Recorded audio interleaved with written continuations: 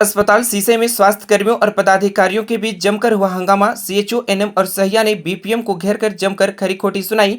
पूर्व में हुए सड़क दुर्घटना में घायल हुए दो सीएचओ सुमन बड़ा और नेहा बेग ने आंख में आंसू भरते हुए अपने आप बीती बताई है। सूचना मिलते ही प्रखंड प्रमुख मीना देवी और प्रखंड विकास पदाधिकारी रमेश कुमार यादव अस्पताल पहुंचे और मामले से अवगत हुए। नमस्कार, आइए जानते खबर विस्तार से। रेफरल अस्पताल सीसई से एक गंभीर मामला प्रकाश में आया है। रेफरल अस्पताल सीसई में कार्यरत 25 सीएचओ 32 एनएम और 186 सहिया अपने वेतन और इंसेंटिव की मांग को लेकर एकजुट होकर दिन शुक्रवार की दोपहर को रेफरल अस्पताल सीसई परिसर पहुंचे, जहां पर अस्पताल की चिकित्सा प्रभारी डॉक्टर ललिता कुमारी मीन से बात करने पर उनके द्वारा कोई सटीक जवाब नहीं दिया गया। वहीं जवाब नहीं मिलने पर सभी स्वास्थ्यकर्मी उग्र हो गए और बीपीएम नवीन केरकेटा को घेर लिया गया। उसके बाद जमकर हंगामा भी हुआ। सभी लोगों ने जानकारी देते हुए बताया कि प्रभारी चिकित्सा पदाधिकारी डॉक्टर ललिता कुमारी मींज बीपीएम और बेम की मिली भगत से स्वास्थ्य कर्मियों को समय पर वेतन और इंसेंटिव नहीं दिया जाता है और दिया भी जाता है तो मनमानी तरीके से कटौती कर स्वास्थ्य कर्मियों ने बताया कि सही से व्यवहार भी नहीं किया जाता है, जिसके कारण अस्पताल में सेवा देने के लिए पहुंचे डॉक्टर भी अस्पताल में काम नहीं करते हैं और वापस चले जाते हैं। वहीं प्रखंड प्रमुख मीना देवी और प्रखंड विकास पदाधिकारी रमेश कुमार यादव ने मामले की जानकारी ली और वरीय अधिकारी को सूचना देकर हर संभव सहयोग करने का आश्वासन दिया। स्वास्थ्य कर्मियों ने बताया कि सभी मामले की जानकारी गुमला उपायुक्त को दे दिया गया है। वहीं आपको बताते चले कि स्थानीय विधायक लचर स्वास्थ्य व्यवस्था को देखते हुए कई बार कार्यक्रम स्थल पर ही पदाधिकारियों को फटकार भी लगा चुके हैं। उसके बाद भी अस्पताल में स्वास्थ्य व्यवस्था सुधार लेने का नाम नहीं ले रहा है और न ही अधिकारी सुधर रहे हैं, जिसके कारण प्रखंड की जनता को लगातार कठिनाइयों का सामना करना पड़ रहा है। आइए सुनते हैं बीपीएम और स्वास्थ्य कर्मियों ने अपना पक्ष रखते हुए क्या कुछ कहा है। अभी जो हमारे बीच में बात हो रही है, हम लोग सब यहाँ के जितने कार्यकर्ता हैं, स्वास्थ्य कार्यकर्ता सारे के सारे लोग परेशान हैं। और ये परेशानी आया है कि हम लोग चाह रहे थे कि हमारी प्रभारी बहुत अच्छी हैं और हम लोग चाह रहे थे कि वो हमारी परेशानियों को समझे, लेकिन आज हम लोग जब यहाँ पे आए बात करने के लिए तो हम लोग को पता चला कि वो हमारी परेशानियों को समझना नहीं चाह रही हैं। हम लोग देख रहे हैं बार बार उनको बार बार ये बताया जा रहा है कि हम लोग को इंसेंटिव को लेकर के बीपीएम जो है हमारा, उनकी वजह के से हम लोग परेशान हो रहे हैं। वो जो मूल्यांकन करते हैं, हमारा जो इंसेंटिव है जो 15 इंडिकेटर पर हम लोग को बनाया जाता है, उसको अपने मनमानी तरीके से वो हम लोगों के सैलरी में जोड़ने का कोशिश करते हैं।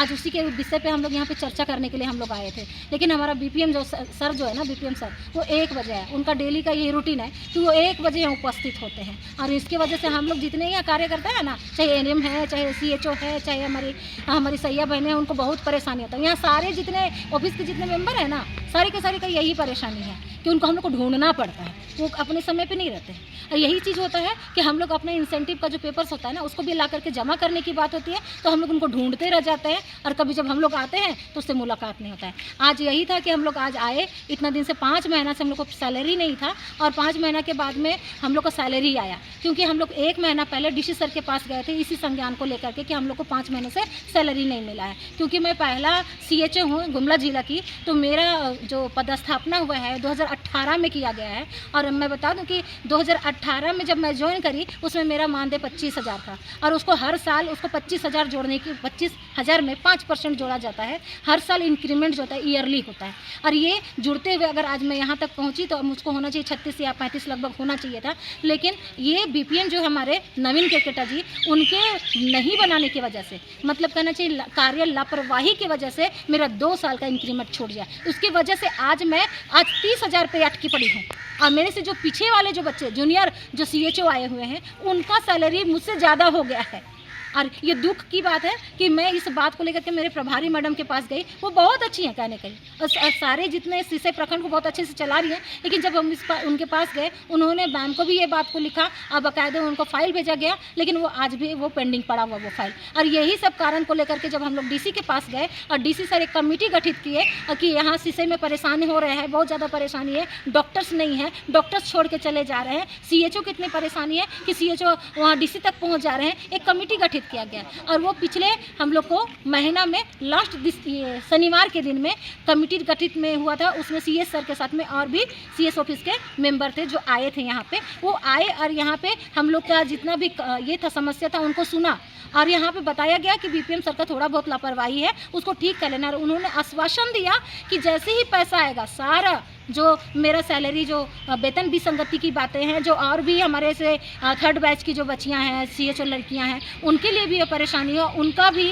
और साथ में और भी जितने CHO लोग हैं उनका भी, NM का, बहुत सारे बातों को वहाँ पे डिस्कस किया गया था। सारा का समाधान हो जाएगा, हुआ लेकिन आधा अधूरा हुआ। जैसे मैं बता दूं कि जैसे ही हम लोग को सैलरी के लिए आया पैसा, और यहाँ आया पैसा, ये फंड रिलीज़ किया गया, 3 महीने का पेमेंट हम लोग को दिया, फरवरी मार्च अप्रैल।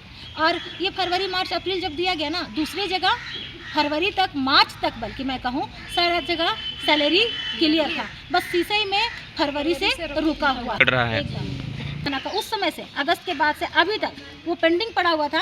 पैसा आने के बाद में हमारे जो BPM है नवीन करकेटा जी, उनका फिर से वो सौभाग्य उनको फिर से प्राप्त हुआ कि वो हमारा मूल्यांकन करने बैठे, और उन्होंने हर एक CHO को 2-2 हज़ार इंसेंटिव बना दिया, 3-3 हज़ार बना दिया, 1500 में बना दिया, और मूल्यांकन करके हम लोग को साल भर में, है ना, 10-10 महीना में 20,000 की किसी को मिला, किसी को 9,000 मिला है ना। इस तरह उन लोगों ने हम सबों को सरकार के पैसों को दिया, और क्या कहते हैं, ये हम लोग इसी के लायक हैं। तो इतना सारा परेशानी है। हम लोग सीसई का सहिया का यही परेशानी है कि 2023 से हम लोग का जो प्रशिक्षण हुआ है 5 दिवसीय, वो पेमेंट आज तक नहीं हुआ है, फलेरिया का भी नहीं हुआ है, और पोलियो का भी नहीं हुआ है, कुष्ठ का भी नहीं हुआ है पेमेंट, और हम लोग का जो कोविड में काम किए हैं वो 1 रुपया आज तक पेमेंट नहीं हुआ है, और इधर 3 महीना का भी हम लोग का पेमेंट नहीं हुआ है।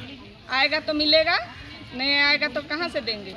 इंसेंटिव का अर्थ होता है प्रोत्साहन राशि। प्रोत्साहन राशि तभी दिया जाता है जब उनके द्वारा कुछ काम किया गया हो, वो काम रिफ्लेक्ट करता है आपका डॉक्यूमेंटेशन पर और एक रिकॉर्ड रिव्यू पर, तो दोनों का मैच होना ज़रूरी है। और उसी के आधार पर जो उपलब्धि उन्होंने दर्शाया, और उसमें क्राइटेरिया रहता है 75%, 80%, 90% एंड 100%, तो उस क्राइटेरिया को देखते हुए उनका पेमेंट किया गया है और इंसेंटिव पेमेंट किया गया है। ऐसी कोई बात नहीं, रिकॉर्ड रिव्यू भी बात होती है ना, जैसे रिपोर्ट दिया गया तो उस रिपोर्ट के मुताबिक आपके पास रिकॉर्ड रिव्यू होना चाहिए। यदि आपके पास रिकॉर्ड रिव्यू नहीं है, कोई डाटा दे देने से काम नहीं होता है।